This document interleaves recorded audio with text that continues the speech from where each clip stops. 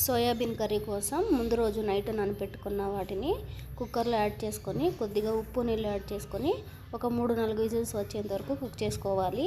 ఈలోగా మిక్సీ జార్లో ఒక పెద్ద టమాటా, అల్లం వెల్లుల్లిని కూడా రుబ్బించుకొని పక్కన పెట్టుకోవాలండి. బాండ్లీలో ఆయిల్ అనేది వేడి చేసుకొని కొద్దిగా జీలకర్ర చిట్లించుకోవాలి. ఆ తర్వాత ఆనియన్స్, కరివేపాకును కూడా బాగా ఫ్రై అయ్యేంత వరకు మనం ఇలాగా ఫ్రై చేసుకోవాలండి.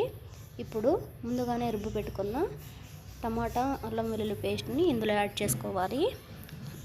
ఇలా మొత్తం అంతా యాడ్ చేసుకున్న తర్వాత ఇందులోకి పసుపు, అలాగే 1 నుంచి 1.5 టేబుల్ స్పూన్ దాకా ధనియాల పౌడర్ యాడ్ చేసుకోండి మీరు చేసే క్వాంటిటీని బట్టి. అలాగే కొద్దిగా కారం అనేది యాడ్ చేసుకున్న తర్వాత ఇందులోకి కొద్దిగా వాటర్ అనేది యాడ్ చేసుకోండి. వాటర్ అనేది కొద్దిగానే వేసుకోండి, ఎందుకంటే మనం ఉడికించుకున్న గింజల్లో వాటర్ కూడా యాడ్ చేసుకోవాలి కాబట్టి చూసుకొని యాడ్ చేసుకోండి. ఇలా ఆయిల్ అనేది పైకి ఫ్లోట్ అయ్యేంత వరకు ఇలా కుక్ చేసుకున్న తర్వాత ముందుగానే ఉడికించి పెట్టుకున్న గింజల్ని నీళ్ళతో సహా యాడ్ చేసుకోవాలి. ఇది చాలా హెల్దీ అండి, ఒక్కసారి ట్రై చేయండి ఫ్రెండ్స్.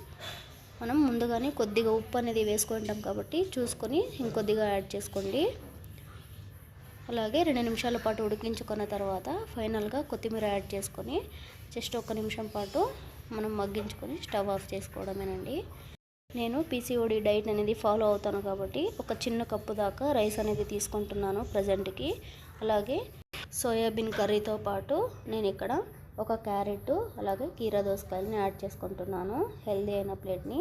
ఈ వీడియో నచ్చితే ప్లీజ్ సబ్స్క్రైబ్.